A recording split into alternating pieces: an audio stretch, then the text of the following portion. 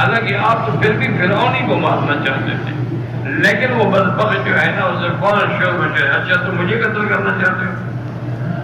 وقال الاسرائیلی ما فعل بالامس والیوم، آپ نے کہا تم نے کل بھی جھگڑا کیا، آج پھر جھگڑا کر رہے، تم کوئی بڑے گمراہ ہو۔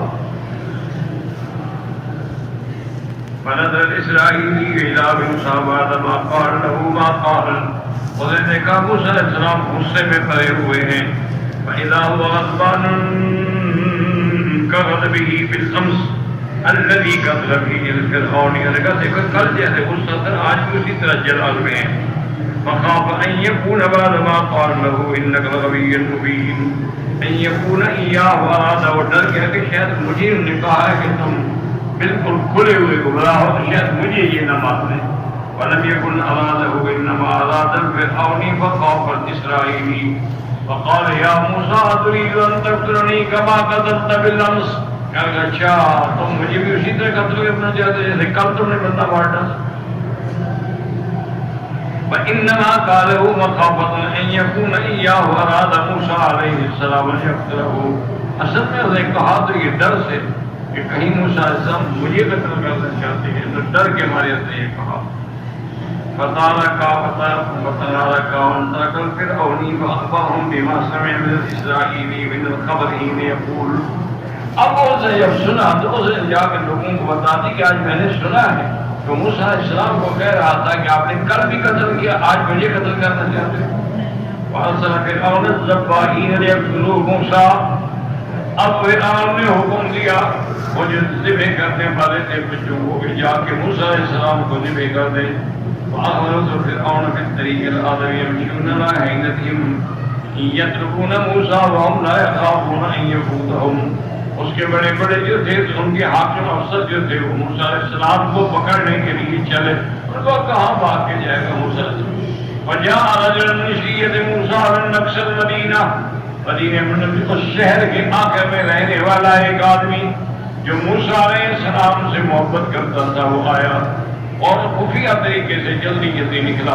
وقت طریقے حتیٰ سبقہم الی موسیٰ فاخبرہ، اور آگے موسیٰ علیہ السلام کو خبر دی، جیسے کہ اللہ نے قرآن پاک میں دوسرے مقام پہ فرمایا جاء من اقصى المدينة يسعى قال يا موسى ان الملائكة يأتمرون بك ليقتلوك فاخرج اني لك من الناصحين۔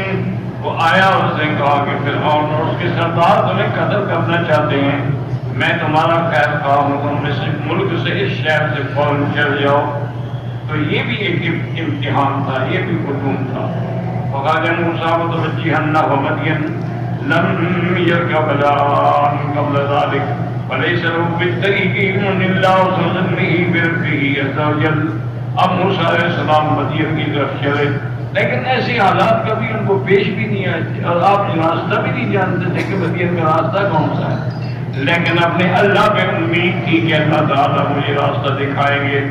قال عسى ربي أن يهديني سواء السبيل، میرا رب مجھے سیدھا راستہ دکھلائیں گے۔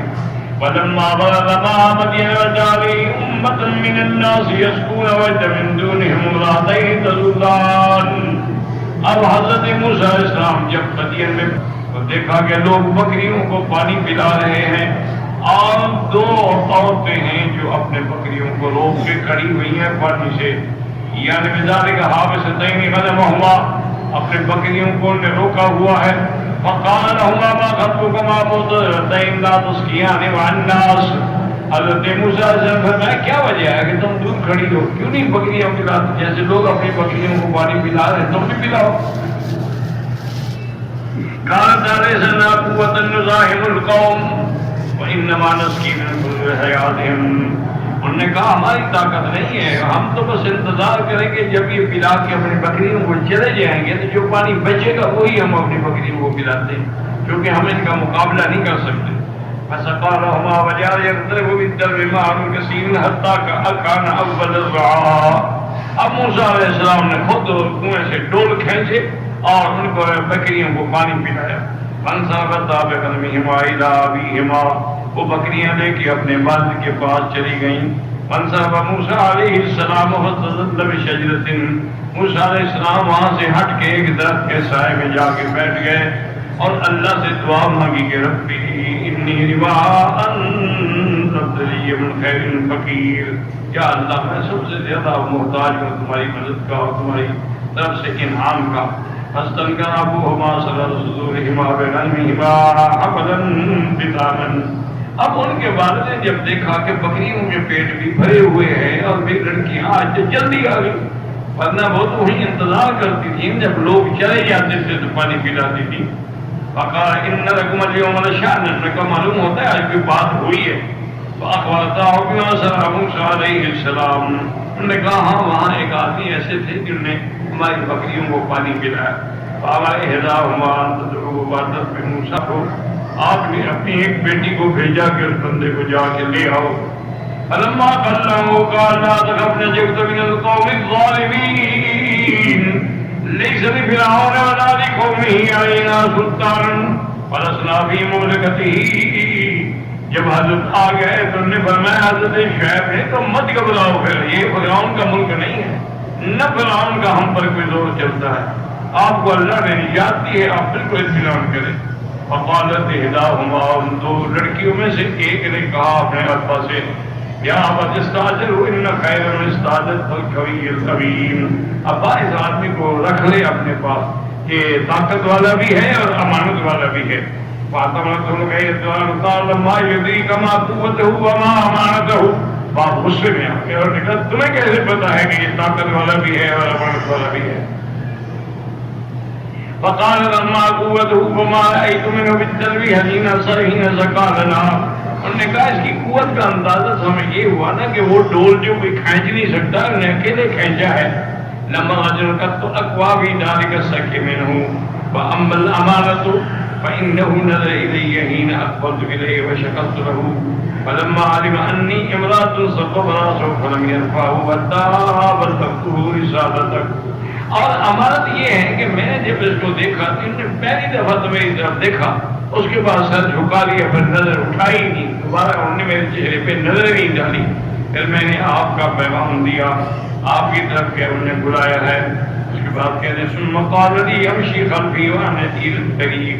موسیٰ علیہ السلام نے فرمایا اچھا ایسا کرو میں آگے چلتا ہوں تو میرے پیچھے رہو، میرے آگے نہ رہو تاکہ میری تم پر نظر نہ پڑے، اور پیچھے سے تم مجھے راستہ بتاتی رہو کہ بھی اب دائیں جانا ہے اب بائیں جانا ہے، لیکن میرے آگے.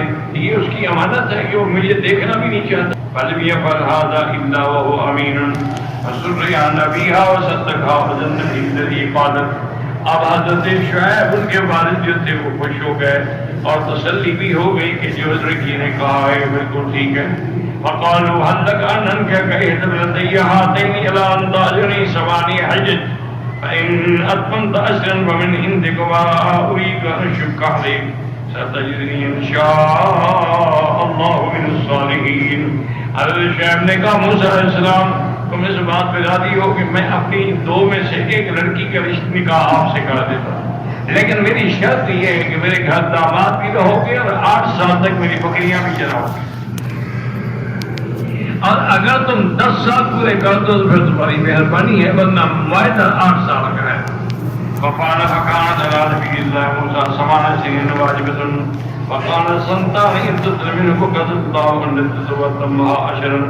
موسیٰ علیہ السلام نے 8 سال کا معاہدہ کر دیا لیکن پھر بھی 2 سال زیادہ ادا کر دیے تاکہ کوئی احسان جو ہے وہ باقی نہ رہے. تو انہوں نے فرمایا کہ یہ بھی اللہ تعالیٰ کی طرف سے ایک آزمائش تھی. قال سعید بن جبیر فلك أن يأتي من أهل النصرانية من طلبائهم